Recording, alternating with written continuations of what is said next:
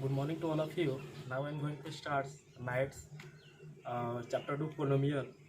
हमने सुना है बच्चों को कि बहुत सारे मैथ से डरते हैं। अरे मैथ से डरना नहीं चाहिए, मैथ बहुत आसान सब्जेक्ट है।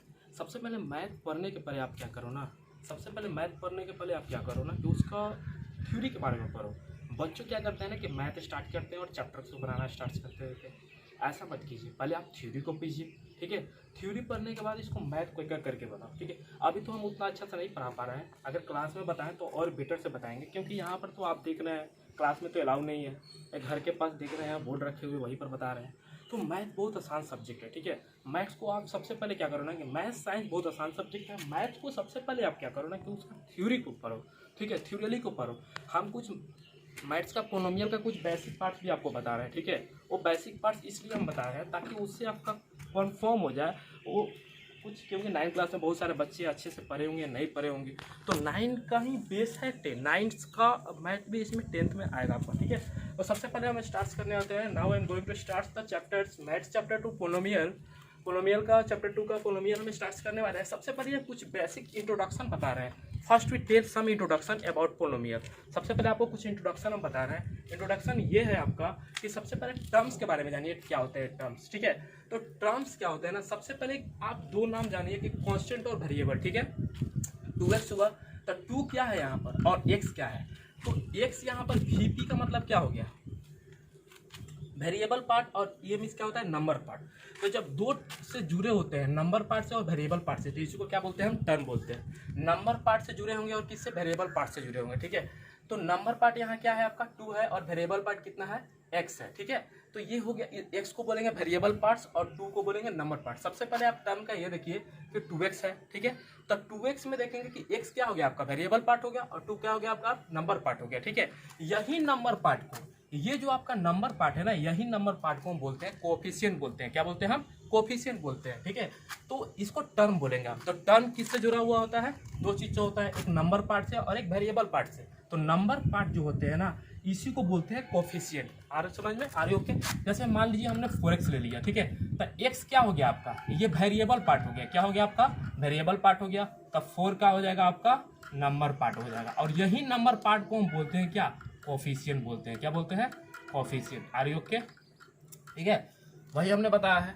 अब देखिए यहाँ पर हम क्या करेंगे ना कि टर्म के आधार पर पोनोमियल को बहुत सा भाग में बांटा गया है।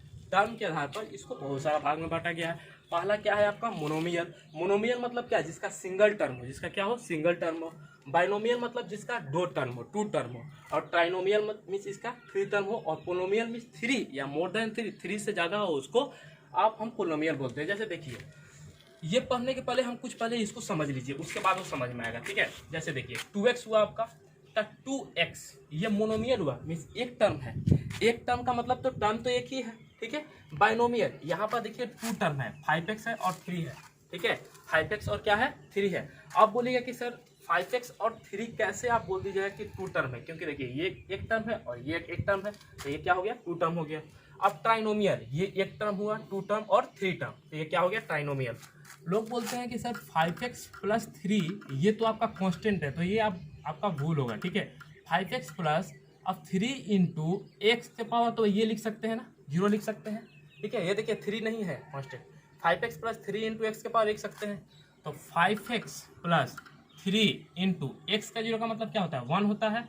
तो 5x प्लस 3, अब आपको समझ में आएगा कि 5x प्लस 3 में कितना टर्म है आपका, 2 टर्म है, इसलिए क्या हो गया, बाइनोमियल हो गया। Are you okay. अब देखेंगे ट्राइनोमियल। ट्राइनोमियल का मतलब क्या होता है, 3 टर्म, 1 2 और 3 टर्म। और पोलोमियल का मतलब होता है कि 3 से more than 3 term is called पोलोमियल।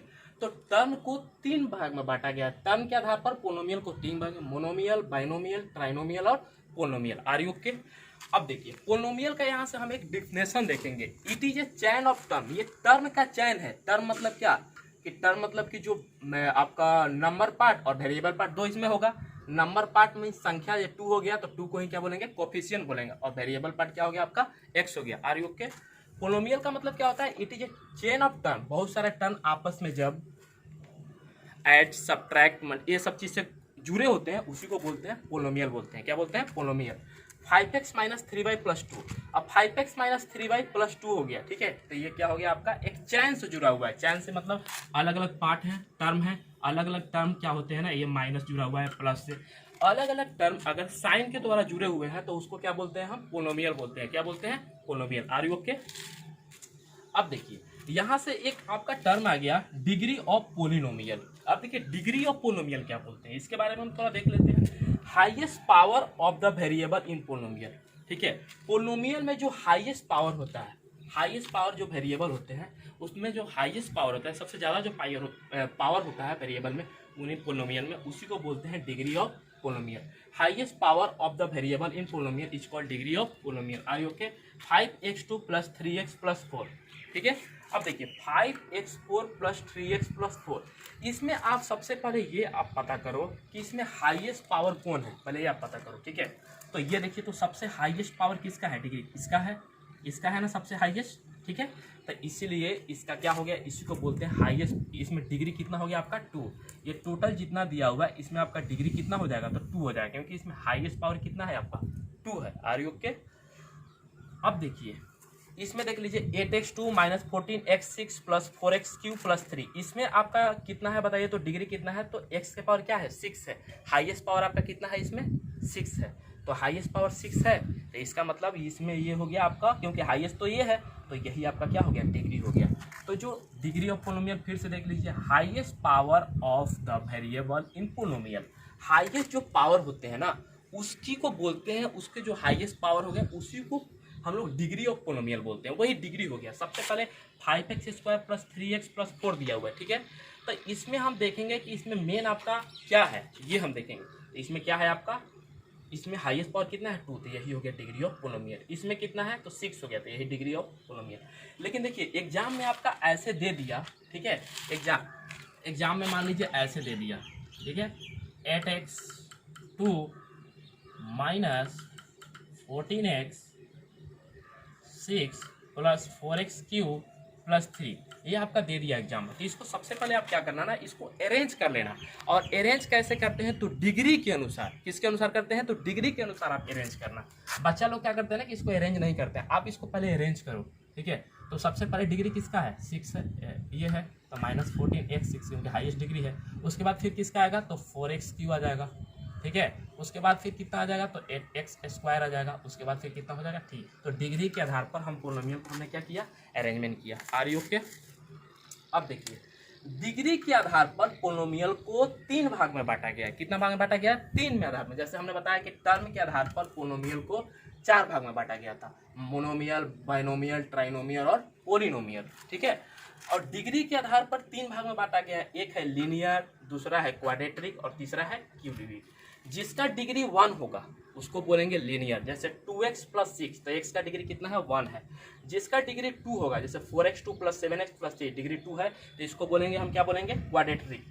3x³ 3x, जैसे 2x प्लस 6 है, डिग्री के आधार पर 3 भाग में बांटा गया है, 3 कैटेगरी में बांटा गया है, linear polynomial, linear, quadratic, cubic. Linear किसको बोलते हैं, जिसका एक हो, तो 2x प्लस 6 में x का 1 है, क्वाड्रेटिक में 4x2 प्लस 7x प्लस 3 है, तो x 2 है आपका।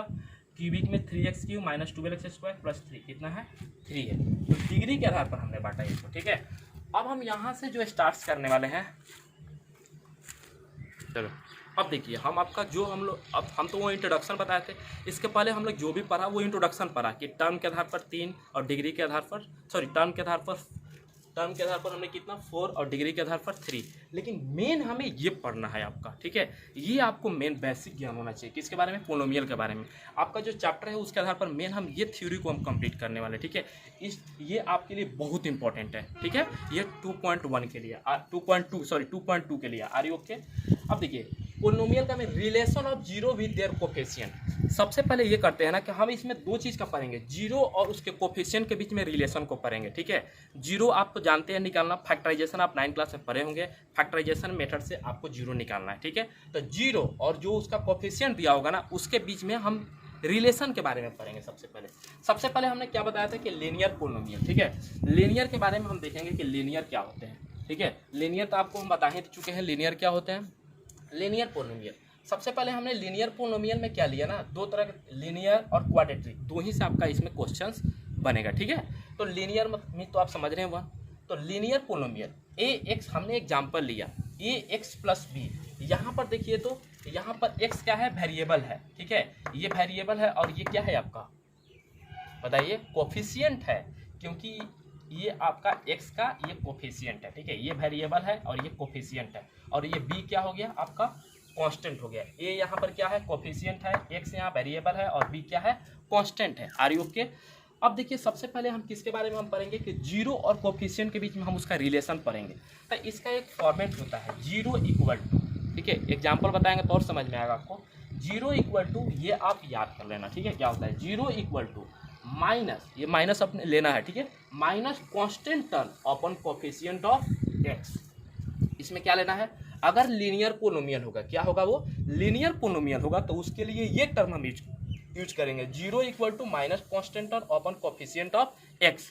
अब देखिए कांस्टेंट टर्म यहाँ पर हम देखेंगे कि ये कब होगा लागू, जब आपका लीनियर पोलिनोमियल में होगा। तो लीनियर पोलिनोमियल होगा जब ये आपका लीनियर पोलिनोमियल होगा, तो उसके लिए हमने एक एग्जांपल लिया a x plus b equal to zero.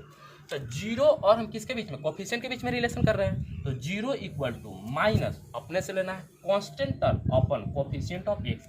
Minus constant term में क्या हो गया आपका बी हो गया, कांस्टेंट टर्म कितना है इसमें बी हो गया, तो माइनस तो अपने से लेना है तो माइनस बी हो जाएगा, ठीक है, अपॉन कोफिशिएंट ऑफ एक्स। तो एक्स का कोफिशिएंट कितना है बताइए, तो एक्स है ना, एक्स का कोफिशिएंट कितना है ए है, तो minus B upon A. Are you okay.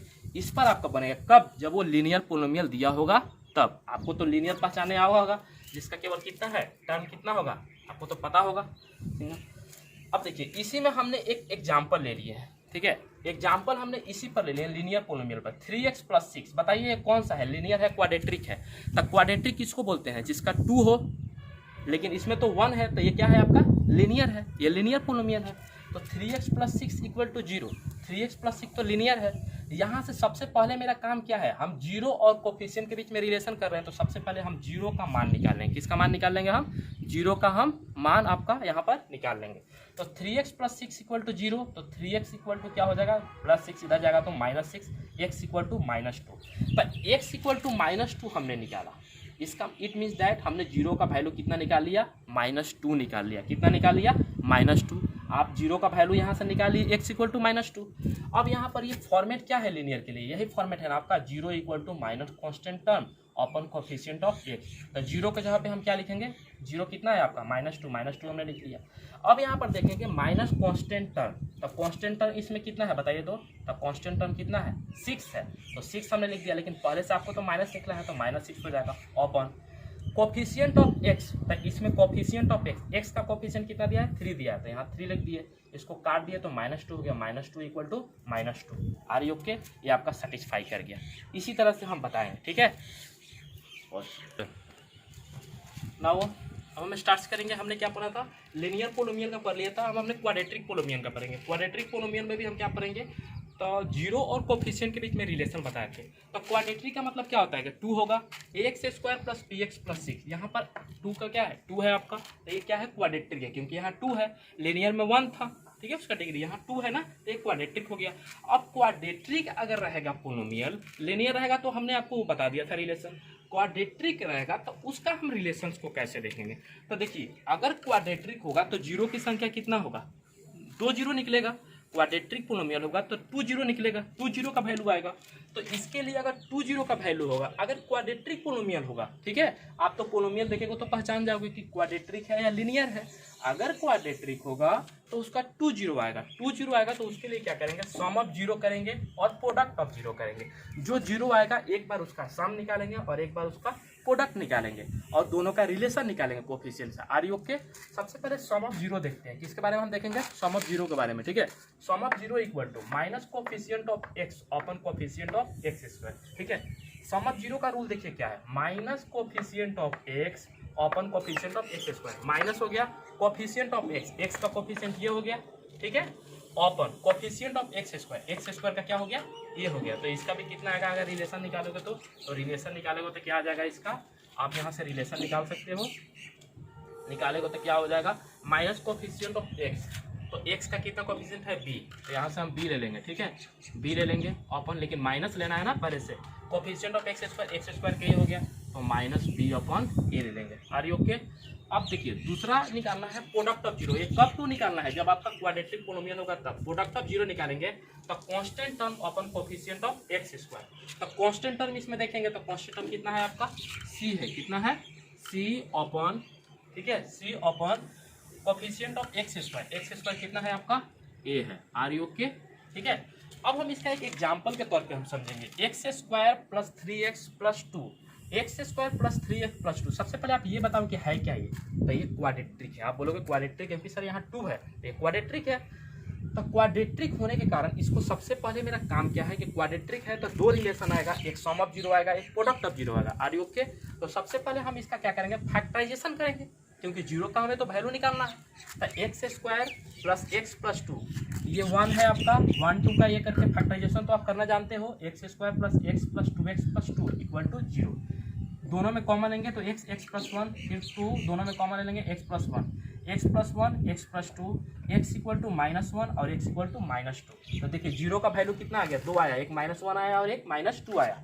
तो सबसे पहला काम क्या है, sum of zero. Sum of zero equal to क्या होता है, हमने दोबारा इसको लिख दिया, minus coefficient of x upon coefficient of x square. तो सम ऑफ जीरो, तो -1 सम है तो प्लस, फिर -2 है तो -2 ले लिए, तो कितना आया, प्लस माइनस में -1 -2 कितना हो गया, -3 अपन ये कोफिशिएंट ऑफ, ठीक है। तो -1 प्लस -2 हमने ये लिख दिया, सम ऑफ जीरो के जगह लिख दिया। अब ऊपर में क्या है, माइनस कोफिशिएंट ऑफ एक्स, तो माइनस कोफिशिएंट ऑफ एक्स कितना है बताइए, तो इसमें देखिए तो माइनस कोफिशिएंट ऑफ एक्स कितना है आपका, 3 है। कोफिशिएंट ऑफ एक्स पहले देखेंगे, 3 है तो कोफिशिएंट ऑफ एक्स 3 लिख दिया, लेकिन माइनस है तो माइनस लिख दिए, और कोफिशिएंट ऑफ एक्स स्क्वायर कितना है, 1 है। Are you okay. अब देखिए प्रोडक्ट ऑफ हम जीरो करेंगे उसी तरह, तब प्रोडक्ट ऑफ जीरो बराबर क्या होता है, constant term upon coefficient of x square. तब प्रोडक्ट ऑफ जीरो के जगह पे हमने क्या लिखा, तो जीरो कितना है, -1 इंटू -2, तो -1 इंटू -2, और कांस्टेंट टर्म कितना है आपका इसमें, तो 2 है, तो 2, और कोफिशिएंट ऑफ एक्स स्क्वायर कितना है यहाँ पर, कुछ भी नहीं है तो कितना छिपा हुआ है, 1, तो हम 1 लिख देंगे यहाँ पर, ठीक है।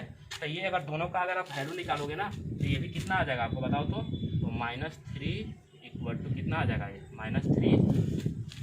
Are you okay. यहाँ पर कितना आ जाएगा, 2 इक्वल टू कितना आ जाएगा, 2, ठीक है।